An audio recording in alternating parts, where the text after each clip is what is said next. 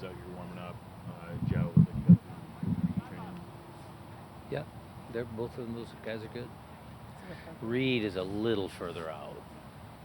I mean, we're just giving him a taste. He's probably still. He needs a full week and another full week.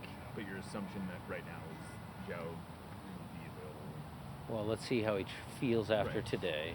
Let's see, he's in full tomorrow, no restrictions. We pulled him out of a couple of things, and then, let's see. And then Jordan, didn't see Jordan out here. He's taking a pro day. And anything new on Leo? Is he still under the same? He's taking a pro day. No, I thought I saw him. No, Leo's knee is still bothering him. Jordan is just sore. He put in a heavy shift. The field was heavy, his calf. So we're just taking him off his feet today. He'll be out tomorrow. Having seen the film against the Galaxy, what stood out about that game?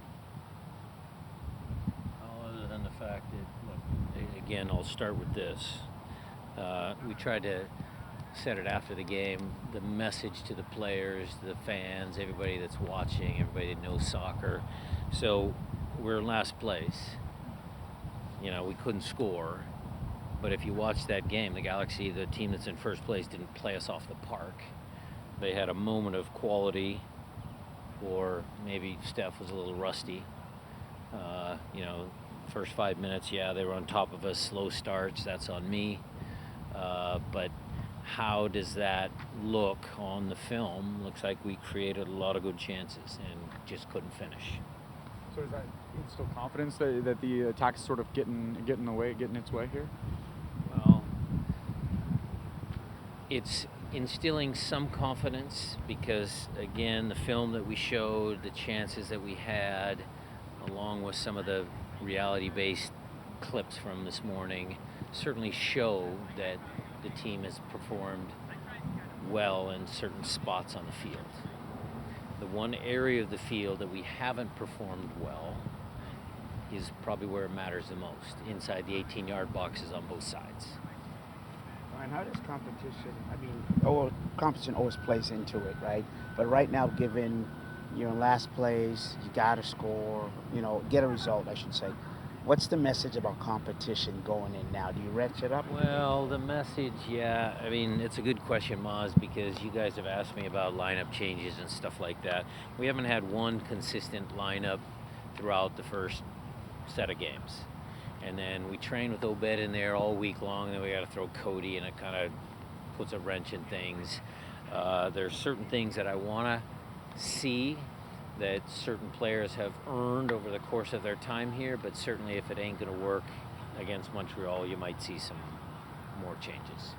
But regardless of that, it seemed like the offense was as cohesive as it's been, as fluid as it's been. What do you feel like that was? Was it just LA gave you that ability to do so, or was it just the lineup changes? I think you have a determined group of players. I mean, if you want to talk about the tactics and the lineups, I thought Jordan played well out there on the left wing. Raul, that play in the first half. I mean, again, back to that New York City FC game in Champions League. I mean, he puts that in the far corner. Seen him score that up high and against Portland from that position. So was that a good position for Raul? Sure. Albert's insertion into the team, I thought, brought some level-headedness, some evenness. I think that was a missing piece that, we needed. So yeah, I mean, it was okay at times. What about Christian back alignment? Christian back in the lineup? But back aligned, playing right next to. Well, I still think he's better up front. I thought when Alex stepped in, we made a little shift at halftime. I thought when Alex came in the middle, it was better, and Christian was better out loud. Defensively, though, I mean, after the goal went in, it looked like it was solid. And how did Baker play on that right? Yeah, I mean, look, they had some transition moments. They had the chance in the second half where Ricky Pugh did a little give and go, and New blocks or hits New, that was a clean chance for them. Obviously, they had the goal in the first 30 seconds or whatever that was, hitting the post. So, they had three pretty clear chances. The rest of the game, we felt okay. Yeah, and you talked about, just familiarity? And Baker coming in, how did he adjust to that? He was fine defensively. I mean, the kid gives you everything. You know, okay, he missed a pass or two here, but he defended okay. He got forward when he needed to. Thought he was fine. Does playing a team like Montreal that you haven't seen a lot, does that kind of help or does that hurt the chances as far That's as? an interesting question, Jada. Sometimes when you're familiar with an opponent, you get to know them and you know their tendencies and you might get a better performance. But the focus is about us just getting our team to play well. So in some ways, I discount that a little bit. I think maybe a new opponent, doesn't have as much bearing on that because we have to play better. But it's an interesting thing. I don't know what our record is against East teams versus West teams. I don't know what that is. So it's interesting. But I guess more so on the flip side that they don't know you or what your habits are as much. Could be. But everybody watches film these days. I mean, we've already started digesting the film on them. So When you Montreal point, do you pick H's mind at all since he was an assistant with them last year? yeah, we've talked about it. He's given us some insight. Yeah. When you talked about it on Saturday, Albert sort of talked about it today. This need to balance playing well, but the result, like ultimately the results are what matter right now, especially.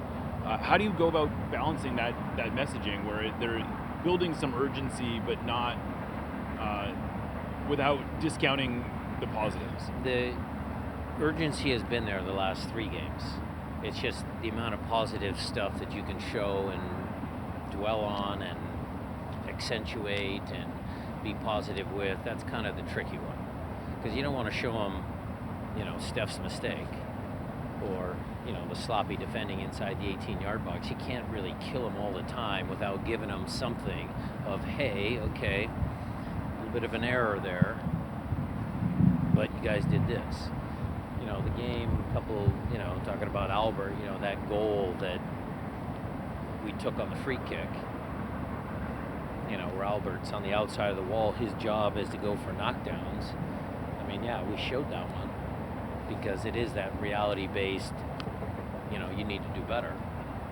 But this game was a little bit more of some of our attacking movements and the chances we created.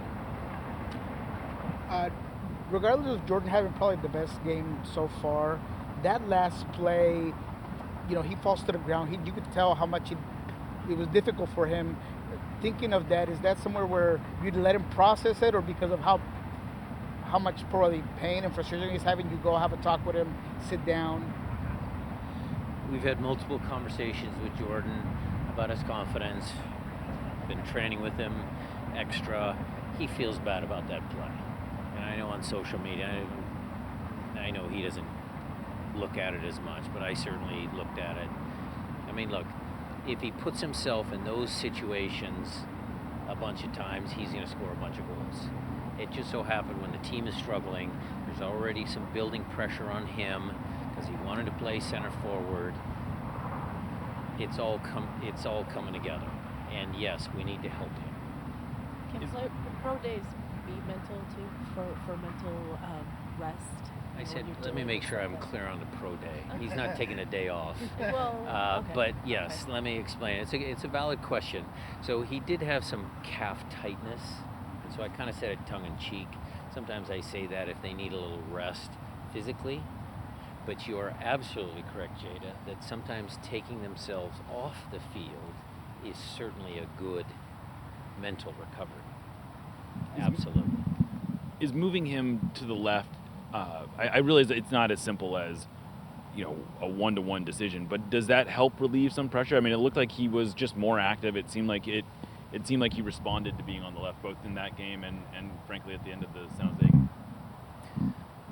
Not sure if it's familiarity, less pressure. I don't know, Jeremiah. I think the kid's feeling some pressure wherever he is on the field. I just think the team played better. I think, again, Albert's insertion into that spot, because remember, we were playing Raul and Jordan, and that really didn't light things up. And Albert in that position is a little better. Raul up there, Jordan here, Christian there. It's what they know, so sometimes they get back to their comfort zone. maybe that's part of the story. But, you know, that comfort zone was, you know, going to be pressed because we need to start accumulating some points. How about Danny Masovsky in terms of that competition up there? I mean, he seemed to come in have He's a getting closer. different profile. He's getting closer. I mean, look, I won't hesitate to make changes as the game against Montreal goes on. But Masowski has come on strong the last 2 subs appearances.